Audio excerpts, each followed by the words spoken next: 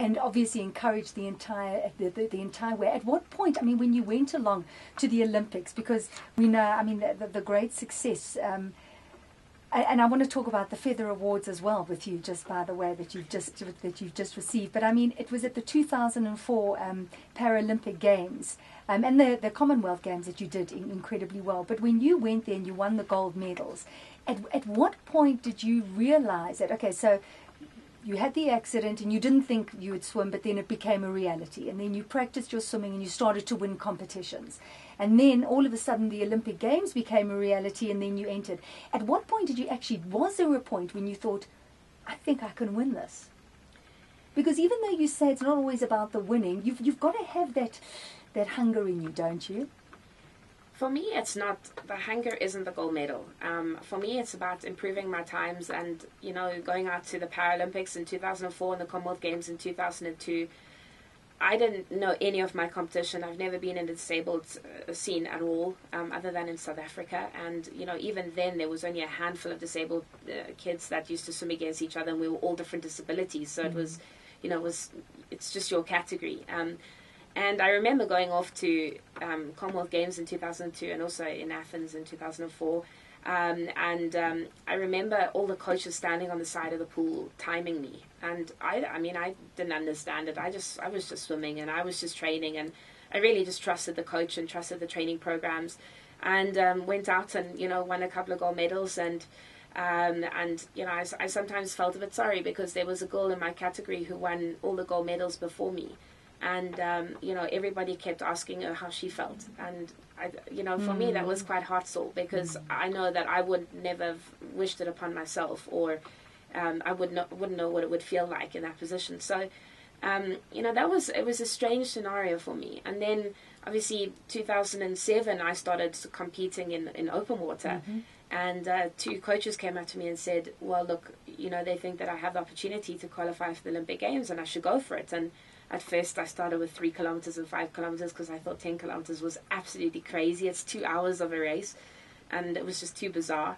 And eventually, I swam 1 or 2 10 kilometers, and then I went to the qualification of the 4 Olympics, and it was just an amazing race because it was the first time that I actually had people there to support me as an athlete. I've never really had anybody there, well, that I know that would actually support me. So the family came over and, you know, it was their holiday and they paid their own way and they came to watch me swim, and it made the biggest difference. And I think from that perspective, the race was perfect. I didn't have anybody hit me, kick me.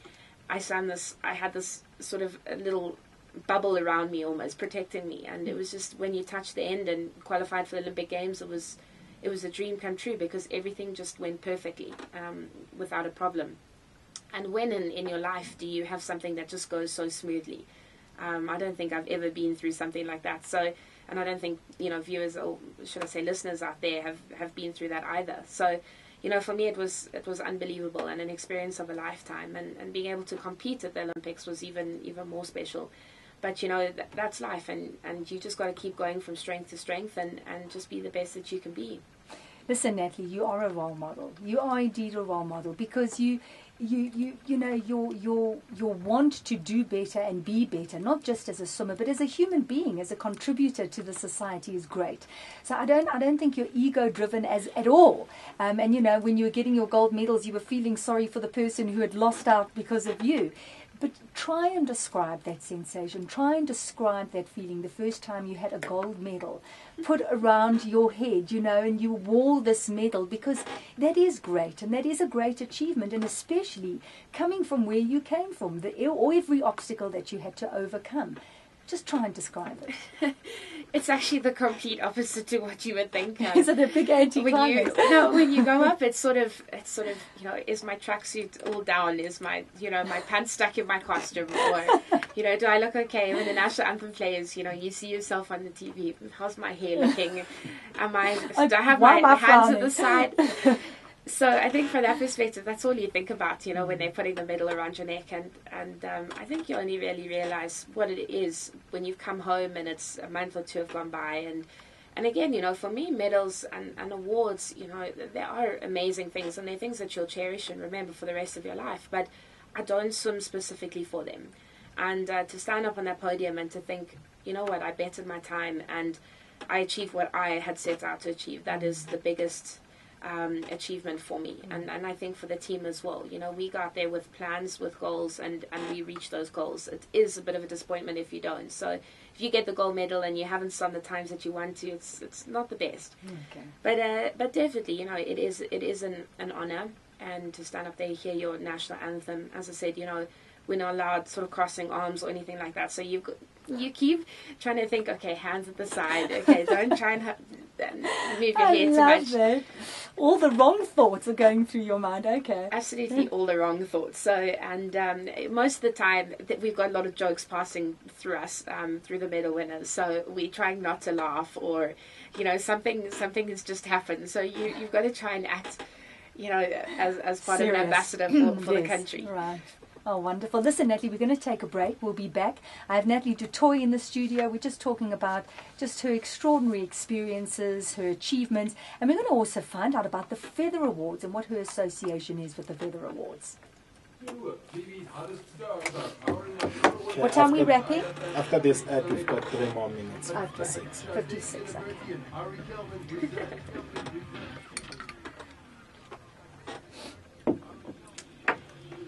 I love that. I'm sorry, thinking I about just it. completely out the order. No, but that's what's I think, as I said, I just don't think you're an ego-driven person in any way or form. So, a kind of glory, like some people there, it was like the realization of every dream and. No, I think that was qualifying for Olympics. That was it. Oh, really?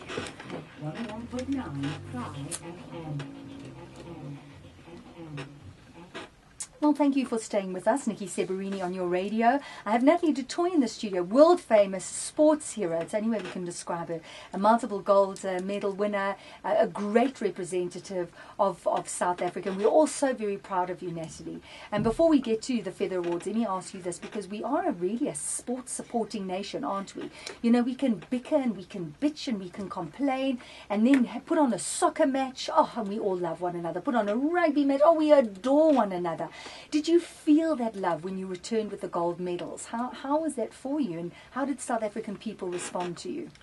You know, it's been quite an amazing time since my accident. People used to see my disability, and it was quite funny because some people would almost trip on escalators or walk into the street pole while they were staring at my leg, you know, when I first had my accident. And life has changed so much that people actually question and ask me why I swim disabled, because I'm not disabled. So, you know, that's changed. But South Africa, the South Africans out there have always been behind me, and that's some, you know, the people have been basically what drives me as well, and that's the inspiration behind a lot of it. So, you know, they're spectacular, and you know, going out and competing for your country is something that's very, very special. And sometimes you wish that the people that really do count, you wish that they would actually be behind you, which they aren't. But nevertheless, it's something that you've got to keep going through. And I think for the public out there, you know, they've been fantastic, and you know, I really want to say thank you to them. And you know, coming back, they always, every single day of my life, I have people coming up and recognizing me and asking me for autographs and you know, saying you're an inspiration, and they're always behind me. So I've got to really thank them for that. And you know, even going overseas, even having the foreigners, you know, standing up, giving you standing ovations, it's something that's really cherishing. And Natalie, the Feather Awards, was it last week or 2 weeks ago? You won Best Role Model. Well, how was that? It was actually quite phenomenal, because you receive the invitation and it doesn't really say anything. And I wasn't able to attend the awards, but I believe it was a fantastic evening. And I think knowing that it, you know, people basically nominated and went out there and chose me as the winner, I think it was very special. And you know, it's not just a panel of judges that choose the winners, it's the public, and that's what stays with you, and that's what's something that you'll cherish for the rest of my life. Well, you are a role model. I think you're a role model for a whole lot of disabled people, because you can show people what they can achieve. And you're a role model for all the abled people because of what you can achieve.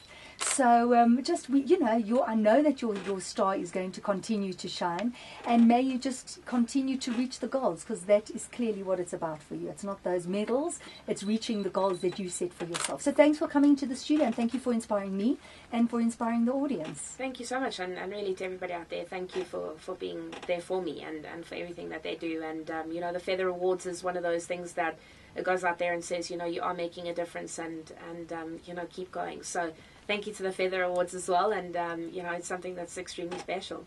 Thank you, Natalie. It's 4 minutes away from 12 o'clock. An inspiration. I love meeting inspirational people. That's what I really love about my job. Well, it's been a great show. Lee, thank you so much. Tavi, thank you for driving. It's been a wonderful one. I'm looking forward to being with you again tomorrow. From me, Niki Seberini. Ciao.